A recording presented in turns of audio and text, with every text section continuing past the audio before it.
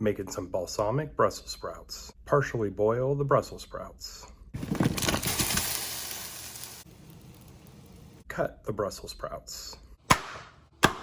Toss the sprouts in olive oil, salt, and pepper.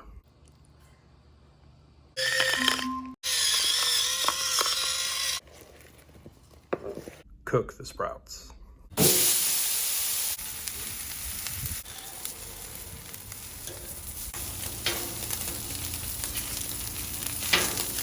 Drizzle on some balsamic glaze. There they are, balsamic Brussels sprouts. Mmm.